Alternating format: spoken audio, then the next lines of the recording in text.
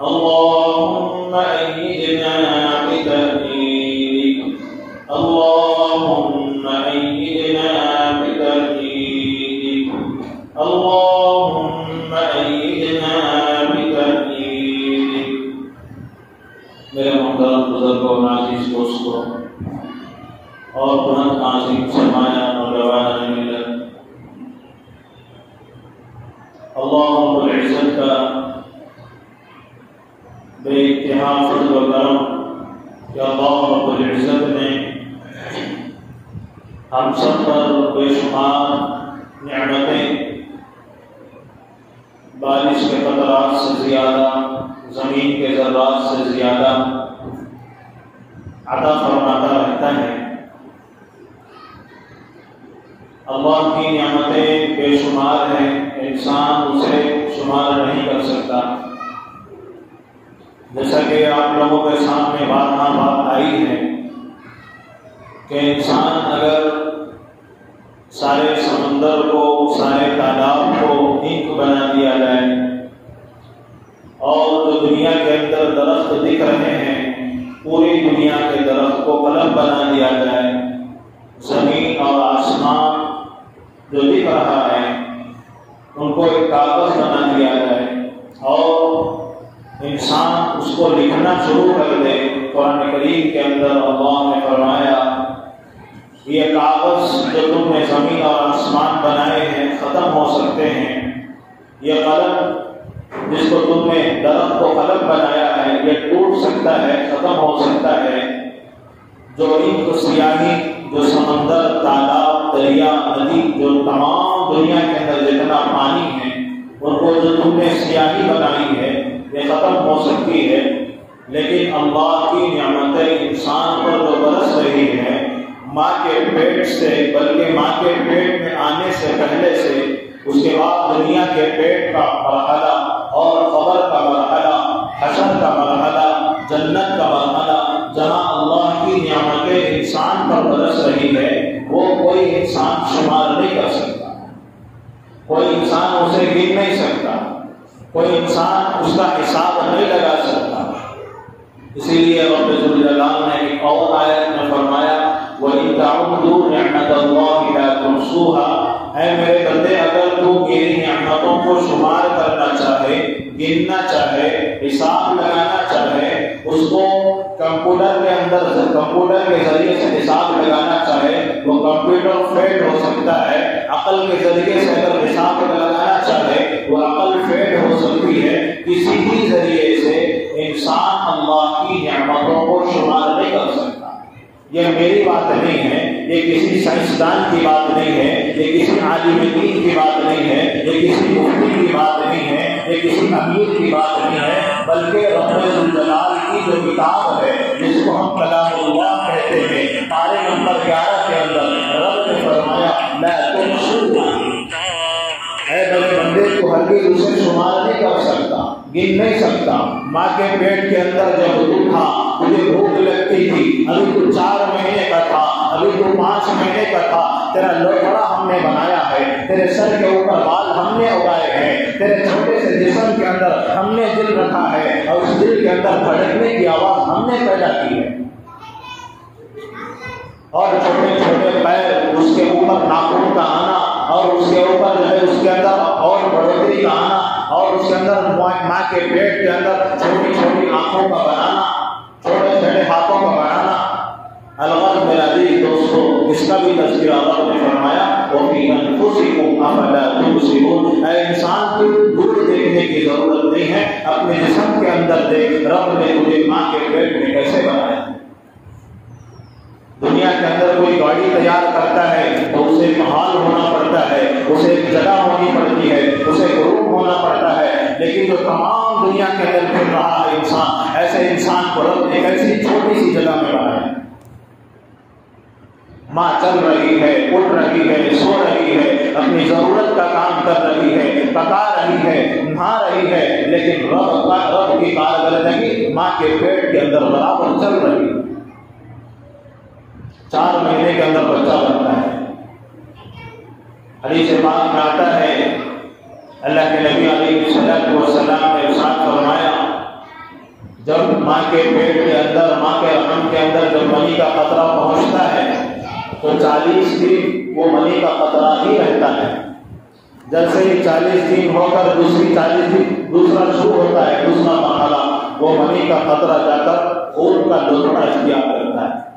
پھر 40 دن وہ خون کا لوتھڑا ہوتا ہے، پھر 40 دن کے بعد یہ گوشت کا لوتھڑا تیار ہوتا ہے۔ اس 40 دن گزرنا پڑتا ہے، 3 چھیلے گزرنا پڑتا ہے، تب جا کر کے 4 مہینے مکمل ہوتے ہیں تو بچہ جو ہے لوتھڑا ماں کے پیٹ کے اندر تیار ہوتا ہے۔ اس سے پہلے بچے کے اندر روح نہیں ڈالی جاتی، بلکہ جب 4 مہینے کے اندر بچہ ماں کے اندر پورا بن جاتا ہے تو آسمان سے فرشتہ اترتا ہے، آسمان سے ایک فرشتہ اترتا ہے، ماں کے پاس آتا ہے جس کے پیٹ کے اندر بچہ ہے، حمل ہے، کھڑے ہو کر اللہ سے پوچھتا ہے کہ اس کی عمر کیا لکھوں، اس کی عمر کیا لکھوں، 60 سال لکھوں، 70 سال لکھوں، 20 سال لکھوں۔ اللہ کی طرف سے جو حکم ہوتا ہے اسی وقت، ابھی وہ دنیا میں نہیں آیا ہے، ابھی اس کے اندر روح نہیں پھوٹی گئی ہے، ابھی وہ ماں کے پیٹ کے اندر ہل نہیں رہا ہے، بلکہ بے جان ہے، اللہ رب العزت اسی وقت اس کی روح لکھ دیتے ہیں، اس کی عمر لکھ دیتے ہیں۔ اور اس کا رزق بھی سوال کرتا ہے فرشتہ، یہ کیا کھاتا ہے، کتنا کھائے گا، پورا ڈیٹیل فرشتہ اس وقت لکھ کر اس کے بعد روح ڈال کر اپنے کام پر واپس چلے جاتا ہے۔ 4 مہینے کے بعد ماں کے پیٹ کے اندر بچہ زندہ ہوتا ہے، 4 مہینے کے بعد۔ اس کے بعد وہ ہلنا بھی شروع ہوتا ہے، پیر مارنا بھی شروع کرتا ہے، جیسے جیسے بڑا ہوتا ہے وہ حرکت کرنا شروع کرتا ہے، جیسا وہ حرکت کرتا ہے ماں کے پیٹ میں اور درد زیادہ ہوتا چلا جاتا ہے۔ اس طرح 4 مہینے سے لے کر 9 مہینے تک بچہ ماں کے پیٹ میں زندہ ہوتا ہے۔ اللہ یہ بتانا چاہتا ہے جیسے ہم 4 مہینے کے بعد تیرے اندر روح ڈال کر ہم تجھے وہاں کی رزق پہنچاتے ہیں، وہاں کی رزق پہنچانے پر قادر ہیں، دنیا کے اندر آنے کے بعد بھی ہم ہی تجھے رزق پہنچائیں۔ اس کا تذکرہ پارے نمبر 1 نمبر آیت پہ ہے، وَمَا مِن دَابَّةٍ فِي الْأَرْضِ إِلَّا عَلَى اللَّهِ رِزْقُهَا، کوئی ایسا جانور، کوئی ایسا دیکھنے والا اس سرزمین میں نہیں ہے جس کو ہم نے رزق نہ پہنچایا ہو، چاہے وہ چلنے والا ہو، چاہے وہ دوڑنے والا ہو، چاہے وہ پھاڑ کر کھانے والا ہو، چاہے وہ چیر کر کھانے والا ہو، چاہے وہ جھپٹ کر کھانے والا ہو، ہر انسان کو، ہر جانور کو، ہر حیوان کو اللہ رب العزت وقت پر روزی پہنچاتے ہیں، چاہے وہ خشکی میں رہنے والا ہو، چاہے وہ تری میں رہنے والا ہو، یعنی سمندر میں رہنے والے جانور کو بھی اللہ وقت پر رزق پہنچاتے ہیں، سمندر کے پرے جو اوپر ہیں ان کو بھی اللہ رب العزت وقت پر رزق پہنچانے کا ذمہ دیا۔ البتہ عزیز دوستو، اللہ کی نعمتوں کا انسان شمار نہیں کر سکتا، گن نہیں سکتا۔ اللہ کی نعمتوں کے بارے میں جب تذکرہ ہوتا ہے تو اس میں سب سے پہلے میں آپ کو بارہا بتایا ہوں کہ اللہ کی نعمتیں 2 قسم کی ہیں، ایک نعمت عامہ، ایک نعمت خاصہ۔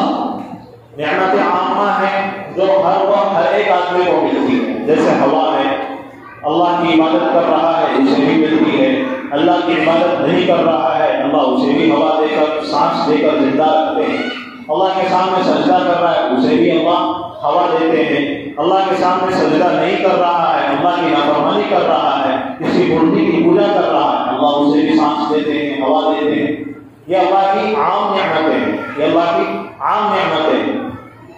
اسی طرح پانی، یہ بھی اللہ کی عام نعمتیں ہیں، لیکن دوسری جو نعمت ہے نعمت خاصہ ہے، صرف اللہ اسے دیتے ہیں جسے کامیاب کرنا چاہتے ہیں، جسے جنت کا راستہ دکھانا چاہتے ہیں، جسے صراط مستقیم پر لانا چاہتے ہیں، اللہ رب العزت اسے نعمت خاصہ دیتے ہیں۔ نعمت خاصہ میں سب سے پہلے جو نمبر آنے والا ہے وہ ایمان کا نمبر ہے، وہ ایمان کا نمبر ہے۔ اس کے بعد درجہ بدلتا جو ہے اس کی کوالٹیز بڑھتی چلی جاتی ہے، اس کے اندر رد و بدل ہوتا جاتا ہے۔ اور میرے عزیز دوستوں، اللہ کی نعمتوں کا شمار انسان کبھی بھی نہیں کر سکتا، چاہے دنیا کے اندر کتنی بھی ٹیکنالوجی آ جائے، چاہے دنیا کتنے بھی اوپر پہنچ جائے، چاہے وہ چاند پر پہنچ جائے، چاہے وہ سورج پر پہنچ جائے، چاہے وہ آسمان پر پہنچ جائے، آسمان آسمان پر تو نہیں پہنچ سکتا، کوئی سورج پر بھی کوئی نہیں پہنچ سکتا، ہاں بندہ چاند پر بہت سارے لوگ جا کر کے آئے، اللہ کی نعمتوں کا کوئی شمار نہیں کر سکتا۔ البتہ میرے عزیز دوستوں، آپ لوگوں کے سامنے قیامت کی نشانیوں کے بارے میں بات چل رہی تھی گزشتہ جمعہ میں، کہ میں ایک حدیث پاک آپ لوگوں کے سامنے گزشتہ پڑھا تھا کہ قیامت کی بہت ساری نشانیاں ہیں، اس میں سے 4 نشانیاں میں آپ کو بتایا تھا کہ ایک یہ کہ علم اٹھا لیا جائے گا، علم اٹھا لیا جائے گا، دوسرا یہ کہ جب علم اٹھا لیا جاتا ہے تو جہالت عام ہو جاتی ہے، جاہل لوگ کیا ہو جائیں گے؟ زیادہ ہو جائیں گے، نہ جسے قرآن کا علم، نہ حدیث کا علم، نہ نماز کا علم، نہ روزے کا علم، نہ صدقے کا علم، نہ میاں بیوی کے حقوق کا علم، نہ چھوٹے بھائی کے حقوق کا علم، کسی چیز کا علم اس کے پاس نہیں رہتا تو وہ جاہل ہوتا ہے، وہ جاہل ہوتا ہے۔ جب علم ہو جاتا ہے تو بذات خود اس کے اندر کیا آ جاتا ہے؟ جہالت بنا جاتا ہے، جاہل بنا جاتا ہے۔ اور تیسری چیز اللہ کے نبی نے حدیث میں فرمایا شراب کھلم کھلا پی جائے گی، کیا کی جائے گی؟ شراب کھلم کھلا پی جائے گی۔ اور چوتھی چیز اللہ کے نبی نے فرمایا زنا عام ہو جائے گا، کیا ہو جائے گا؟ زنا عام ہو جائے گا۔ میرے عزیز دوستوں، تھوڑا ٹھنڈے دماغ سے سوچیں کہ یہ 4 چیزیں ہمارے زمانے کے اندر پائی جا رہی ہیں، نہیں، ہمارے معاشرے کے اندر، ہمارے نوجوانوں کے اندر، ہمارے بڑوں کے اندر، ہمارے گھروں کے اندر، ہمارے محلے کے اندر، ہمارے ملک کے اندر، ہمارے شہر کے اندر۔ یہ نہ سوچے کہ میں کسی کو نشانہ بنا کر کے بول رہا ہوں، بلکہ میں سارے لوگوں کو گنا رہا ہوں، بلکہ ہمارا ملک بھی اس کے اندر ہے، پورا ورلڈ اس کے اندر داخل ہے۔ تمام نظریوں کو وسیع کرتے ہوئے، آنکھوں کو وسیع کرتے ہوئے، اپنے ذہن کو وسیع کرتے ہوئے اس بات کو دیکھے، حدیث کی بات کو دیکھے، میری بات سنیں، بلکہ میں جو حدیث بیان کر رہا ہوں، یہ 4 چیزیں قیامت کی نشانی بتائی ہے اللہ کے نبی نے، اس حدیث کو سامنے رکھ کر کے اپنے گھروں کا جائزہ لیں، اپنے معاشرے کا جائزہ لیں۔ ہمارے معاشرے کے اندر کتنے عالم ہیں، ہمارے معاشرے کے اندر کتنے جاہل ہیں، ہمارے معاشرے کے اندر زنا پھیل رہا ہے نہیں پھیل رہا ہے، ہمارے معاشرے کے اندر گناہ کہاں تک پہنچ گیا ہے، ہمارے معاشرے کے اندر جھوٹ کہاں تک پہنچ گئے۔ ایک حدیث میں تو اللہ کے نبی نے فرمایا میرا امتی زانی ہو سکتا ہے، میرا امتی زانی ریپ کرنے والا ہو سکتا ہے، لیکن میرا امتی جھوٹا نہیں ہو سکتا، میرا امتی جھوٹا نہیں ہو سکتا۔ تو میرے عزیز دوستو دیکھے کہ آج بڑے بڑے دیندار سمجھنے والے اپنی زبان کو جھوٹ سے لت پت رکھے، بڑے بڑے دیندار اپنے آپ کو دیندار سمجھنے والے، دیندار بتانے والے، ان کی زبان ایسی ملوث ہے جھوٹ کے اندر، نعوذ باللہ ثم نعوذ باللہ۔ بڑے بڑے، اس لیے ہمیں چاہیے کہ جھوٹ سے بھی پرہیز کرنا ہے۔ ایک اور حدیث میں اللہ کے نبی نے فرمایا جب آدمی جھوٹ بولتا ہے تو اس کی بدبو ایک زبان سے، اس کے منہ سے ایسی بدبو نکلتی ہے جو انسان نہیں سمجھ سکتا، انسان نہیں سوچ سکتا، جو اس کے آس پاس فرشتے ہوتے ہیں اس کی بدبو سے بہت دور چلے جاتے ہیں، اس کی بدبو سے بہت دور چلے جاتے ہیں۔ جب فرشتہ انسان سے دور چلا جائے تو میرے عزیز دوستو اس آدمی کی کیا حالت ہوتی ہے؟ اس لیے جو ہے اپنی زبان کو جھوٹ سے بھی بچا کر کے رکھنا ہے، اپنی زبان کو جھوٹ سے بھی بچا کر کے رکھنا ہے، تاکہ ہماری زبان پاک اور صاف ہو، تاکہ ہماری زبان پاک اور صاف ہو۔ زبان کے بارے میں بھی بہت سارے حدیثیں ہیں۔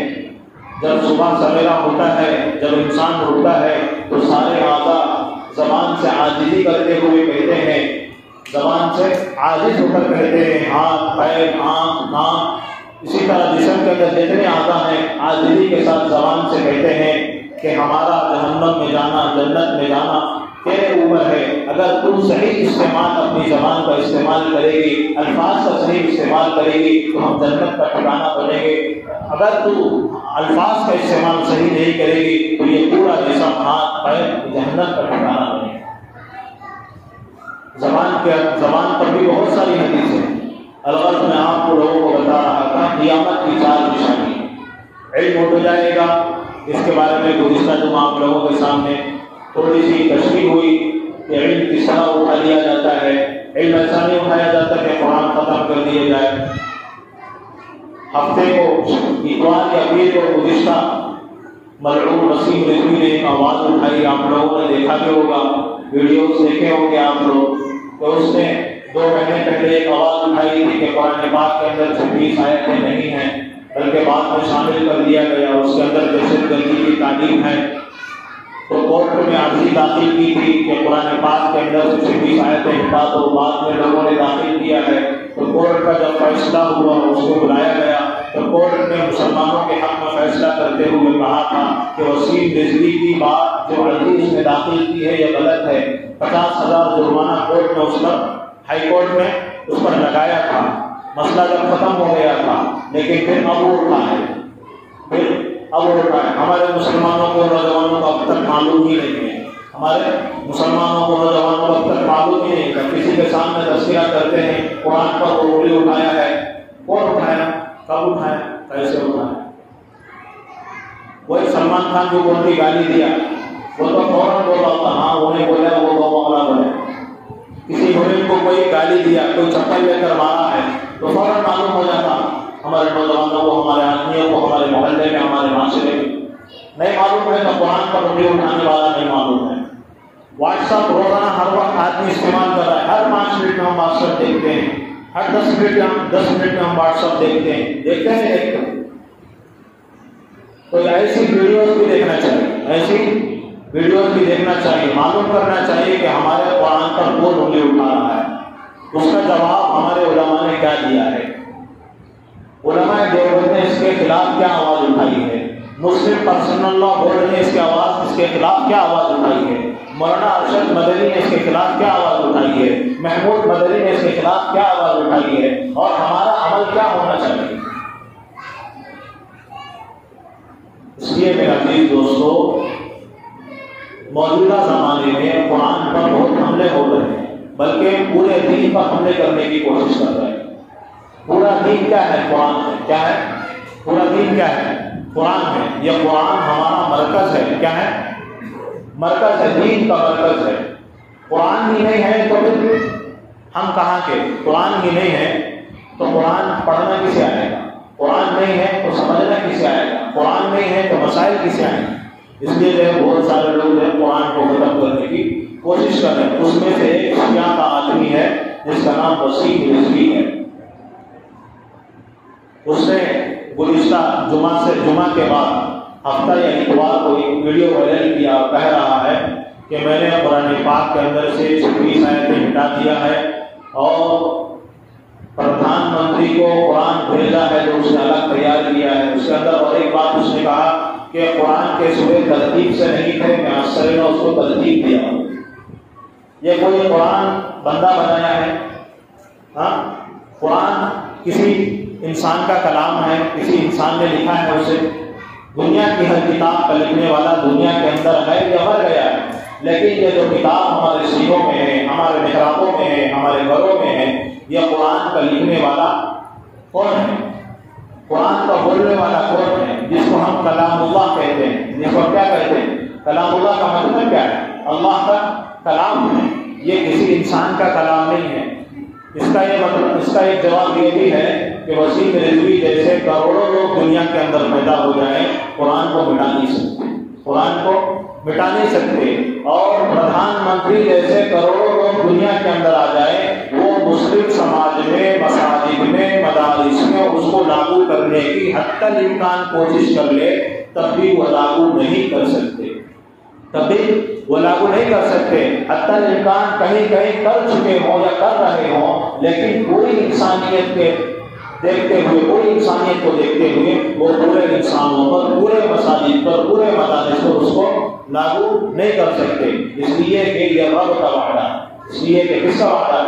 اِنَّا نَحْنُ نَزَّلْنَا الذِّكْرَ وَإِنَّا لَهُ لَحَافِظُونَ. ہم ہی نے قرآن کو نازل کیا ہے اور ہم ہی اس کی حفاظت کرنے والے ہیں. کوئی انسان قرآن کی حفاظت کی ذمہ داری لیا ہے؟ میں عالم دین ہوں میں امامت کر رہا ہوں میں قرآن کی حفاظت کی ذمہ داری لیا ہوں؟ نہیں. کوئی مفتی ہے وہ قرآن کی حفاظت کی ذمہ داری لیا ہے؟ نہیں لیا ہے. کسی پر اللہ نے قرآن کی حفاظت کی ذمہ داری نہیں چھوڑا ہے بلکہ اپنے ذمہ لیا ہے. کس سے ذمہ لیا ہے؟ بلکہ رب نے صرف اپنے ذمہ لیا ہے۔ اللہ کو معلوم ہے کہ قیامت تک قرآن چلنا ہے، قیامت تک بہت سارے مسائل آئیں گے، بہت سارے فرعون پیدا ہوں گے۔ اگر میں انسانوں کے حوالے اس کی ذمہ داری کروں گا تو وہ قرآن ختم ہو جائے گا۔ اس لیے رب جلال نے پارے نمبر 14 کی پہلے صدر کے اندر فرمایا ہم یہ قرآن کو نازل کرنے والے ہیں اور ہم ہی اس کی حفاظت کرنے والے ہیں۔ پردھان منتری جیسے کروڑوں لوگ دنیا کے اندر آ جائے، قرآن کو بدلانے کی کوشش کرے، الحمدللہ ثم الحمدللہ، قرآن کا ایک حرف بدلنے والا نہیں ہے۔ آسمان پیروں تلے آ سکتا ہے، مرد بچہ جن سکتا ہے، لیکن میرے اور آپ کے سینے میں جو قرآن ہے اس کا ایک نقطہ بھی بدل نہیں سکتا، اس کا ایک حرف بھی بدل نہیں سکتا۔ یہ زمانہ بدل سکتا ہے، یہ زمانہ بدل سکتا ہے، زمانے کا اسٹائل بھی بدل سکتا ہے۔ یہ قرآن جو آیت نازل ہوئی ہے، قرآن کا جو حرف نازل ہوا ہے، جو نقطہ جس طرح نبی کے سینے پر نازل ہوا ہے، الحمدللہ ثم الحمدللہ، آج ہمارے 8 سال کے بچے قرآن اپنے دل میں محفوظ کر کے رکھے ہیں اور اپنے بچوں کو پڑھائیں گے۔ اس طرح قیامت تک یہ معاملہ چلتا رہے گا۔ آج وسیم رضوی جیسے کروڑوں دنیا کے اندر پیدا ہو جائے، اس کے خلاف ایک محافظ بن جائے، اس کے خلاف وہ پوری بھرپور آواز اٹھائے، لیکن نعوذ باللہ، میں یہ بات پورے طور پر کہنا چاہتا ہوں، یہ وسیم رضوی کی پوری طاقت لگ جائے، اس کی زندگی ختم ہو جائے، اس کی نسل ختم ہو جائے، قرآن کے ایک حرف کو نہیں بدلا سکتا، قرآن کے ایک نقطے کو نہیں بدلا سکتا۔ آسمان پیروں تلے آ سکتا ہے، آسمان پیروں تلے آ سکتا ہے، مرد بچہ جن سکتا ہے، بولو بھائی، مرد بچہ جن سکتا ہے، بچہ جننے کی طاقت صلاحیت کس کے اندر ہے؟ عورت کے اندر ہے۔ مرد بچہ جن سکتا ہے؟ نہیں جن سکتا، لیکن بولو بالفرض مان بھی لیا جائے مرد بچہ جن سکتا ہے، ہم مانتے ہیں، لیکن قرآن کا حرف غلط ہو جائے ہم ماننے کے لیے تیار نہیں، قرآن کا مد غلط ہو جائے ہم ماننے کے لیے تیار نہیں۔ ہماری گردن تمہارے سامنے ہے، ہمارا باپ تمہارے سامنے ہے، ہمارا بھائی تمہارے سامنے ہے، لے لو ہمارے بھائی کو، لے لو ہمارے باپ کو، لے لو ہمارے چچا کو، لے لو میری جان، لیکن قرآن پر ہاں چاہے ہم زندہ ہو، ایسا نہیں ہو سکتا۔ حضرت ابوبکر صدیق رضی اللہ عنہ کی سنت پر عمل کرنے والے ہیں، ہم نبی کی سنتوں پر عمل کرنے والے ہیں۔ حضرت ابوبکر صدیق رضی اللہ عنہ نے فرمایا تھا، جب زکوٰۃ ادا نہ کرنے کا زکوٰۃ ادا نہ کرنے پر آواز اٹھی تھی تو حضرت ابوبکر صدیق رضی اللہ عنہ نے فرمایا تھا، ایُنقص الدین وانا حی، میں زندہ رہوں دین میں کمی آ جائے ایسا کل بھی نہیں ہو سکتا۔ ہم حضرت ابوبکر صدیق رضی اللہ عنہ کے روحانی بیٹے ہیں، ہم اللہ کے نبی کے روحانی بیٹے ہیں، ہم صلاح الدین ایوبی کے روحانی بیٹے ہیں، ہم دارالعلوم دیوبند کے مشائخ کے پیروں تلے ان کے پاس علم حاصل کرنے والے شاگرد ہیں۔ ہم جب بھی زندہ رہیں گے حق بولتے رہیں گے، اگرچہ کہ ہمارے سامنے کتنا ہی بڑا طاقتور ظالم کیوں نہ ہو۔ الغرض عزیز دوستو، آج ہمارے نوجوانوں کو اسلام پر کون انگلی اٹھا رہا ہے اس کو معلوم کرنا ضروری ہے، اس کو پڑھنا ضروری ہے، اس کو دیکھنا ضروری ہے۔ ہر گھنٹے کے اندر ہم واٹس ایپ دیکھتے ہی ہیں، فیس بک ہم چیک کرتے ہی ہیں، انسٹاگرام ہم دیکھتے ہی ہیں، تو کچھ ایسے نیوز بھی دیکھ لیا کریں جو قرآن پر انگلی اٹھا رہا ہے، نبی کی سنت پر انگلی اٹھا رہا ہے اور قرآن کو ختم کرنے کی سازشیں ہو رہی ہے۔ اس لیے میرے عزیز دوستو، اس پر بھی ہماری نظر ہونی چاہیے، اس لیے کہ ہم مسلمان ہیں۔ ہم کون ہیں؟ مسلمان ہیں۔ ہمارے کامیابی کا جو دار و مدار لکھا ہوا ہے وہ قرآن کے اندر لکھا ہے، ہمارے قرآن کے اندر لکھا ہے۔ اگر کوئی آدمی قرآن کو گالی دے رہا ہے، قرآن کو ختم کرنے کی سازش کر رہا ہے، تو کیا اللہ دیکھ لے گا اور کوئی خاموش بیٹھتے رہیں گے؟ ہمارے گھر کے اندر ہماری بہن کو کوئی مار رہا ہے، کوئی توڑ رہا ہے، تو ہم خاموش رہیں گے؟ ہمارے سینوں کے اندر جو قرآن ہے اس پر کوئی حملہ کر رہا ہے تو ہم خاموش رہیں گے؟ بیٹھیں گے نہیں۔ یہ ہمارا مرکز ہے۔ قرآن کیا ہے؟ مرکز ہے، منبع ہے، ہمارا کنواں ہے جس کے اندر سے ہم مسائل نکالتے ہیں، جس کے اندر سے مسائل نکالتے ہیں۔